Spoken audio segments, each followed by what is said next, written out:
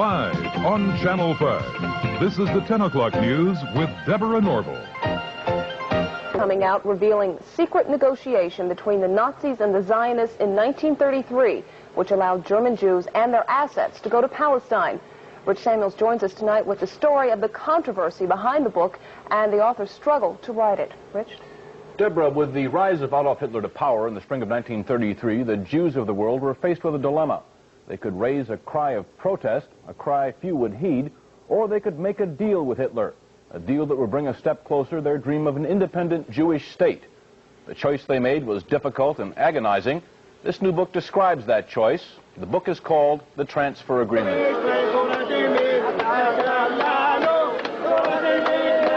This is Israel a few days ago, the season of Passover.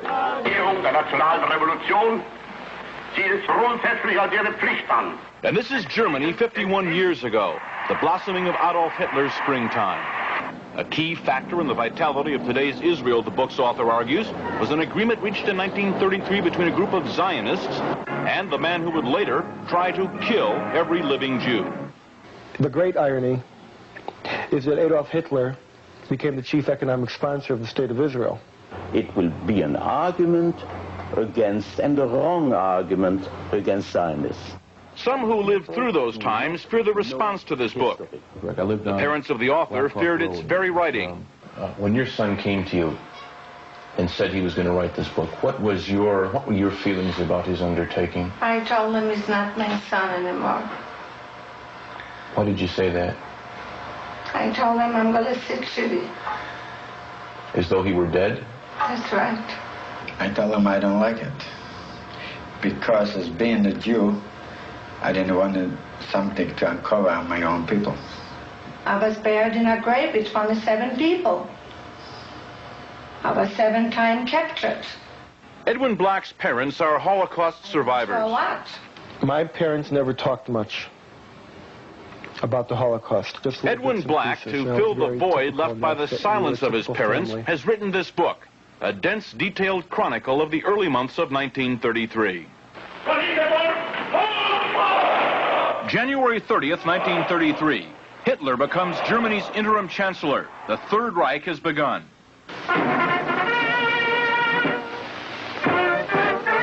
But in this country, on March 4th, attention is diverted by the inauguration of Franklin Delano Roosevelt.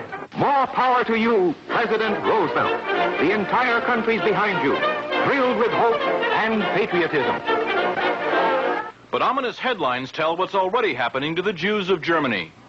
The protest of American Jews was heard almost immediately. It was based on only the sparsest of press reports, and nowhere was that protest more vocal than here in New York City. All creeds, local and national organizations, and labor parties are joined in this gigantic demonstration passing through famous Washington Arch. Rabbi Stephen S. Wise, honorary president of the American Jewish Congress, leads the procession down Fifth Avenue on foot. Father arranged for the first great mass meeting at Madison Square Garden to protest Hitlerism. He felt that when freedom was threatened, silence condoned oppression always. Thousands who waited hours behind police lines rushed forward as the doors of Madison Square Garden are open. Jews and Gentiles join in the race for seats, and 22,000 of them get in. I was a young kid then, you see, as a teenager. And I belonged to a Zionist youth group. And we were all summoned to go to that rally. Well, it was a very agitated crowd. Many Yiddish speaking, a few English speaking.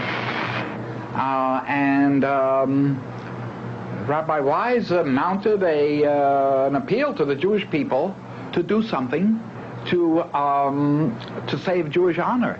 Most of the important, well-established Jews were very angry at him, said this was sensationalism, and that if anything happened to the Jews in Germany, the blood of the Jews would be on his head. Dr. Stephen S. Wise, rabbi of the Free Synagogue and the national leader of liberal thought, speaks in behalf of the Jews of the United States. This is not a Jewish meeting. This is the conscience of America making itself felt.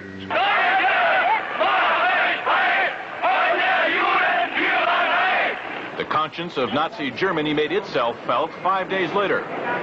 Across the Reich, Hitler's troops shut down Jewish-owned businesses for 24 hours. Within days, American Jews marched calling for the boycott of all German exports.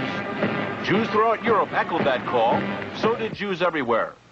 But a group of Zionists at the same time was quietly negotiating an agreement with the Nazis to allow the immigration of German Jews and the transfer of their assets to Palestine. That deal, reported in August 1933, was the Transfer Agreement. Palestine, sparsely settled by Jews at the time, was radically changed as a result. I lived in Palestine from 1933 to 1936, and we saw every week transports of German Jews coming to settle in Palestine. Many new professions were introduced by them into the country, and they played a leading role in making Palestine then a more advanced and progressive country. Israel is really what it is because of the foundation laid by the Eastern European group, and then the lift toward an educated and well-organized government that came with the immigration of the German Jewish group. German Jewish settlement of Palestine was, for a time, official Nazi policy. These photos of Jewish life in Palestine, along with a lengthy text, appeared in 1934 in the Berlin paper Der Angriff. The publisher, Hitler's propaganda minister, Joseph Goebbels. A Nazi Visits Palestine was the title of the multi-part series. A medal was struck by Goebbels in commemoration. On one side, the swastika. On the other, the Star of David. Hitler demanded one concession for the transfer agreement, that the call for a boycott of the Reich, raised by Jews here and elsewhere, be rejected by the Zionists. The Zionists made that concession. And so, while Nazis were marching in Germany, and while Jews were marching here, diplomacy was running a more important story. In the Mediterranean, where the dream of a nation-state for Jewish people came a step closer to reality. The story in this book some will find hard to accept. I still feel the hurt, but after I read it, I said, I'm all with you. Go ahead and write it. Because everything was exactly what happened, and that's the truth, and you cannot deny it. And the truth must prevail. And I'm not worried by the people who will find the book in bad taste. The smart people, the intelligent people, the people who went through will understand. The author is torn between two profound feelings. That he has to be for a Jewish state, and that the silence which his parents have kept, well, he has to retaliate against that silence, and he takes it out on others. It was a quest. It took me around the world. Financially, it depleted me. Emotionally, it drained me. And as far as my being a Jewish person and understanding my Jewish identity and my relationship to Israel and the Holocaust, it has fulfilled me. It has given me identity. That he tries to exorcise his own demons by creating ghosts to visit the nights of others is really a very personal drama. And my only hope is that he will not damage the people, the state, and the brethren and sisters whom he proclaims to cherish. Did you find what you wanted to know? Yes, I know what happened, and I know why. The transfer agreement will be available shortly. Macmillan is the publisher. Deborah? Thanks, Rich. Really interesting.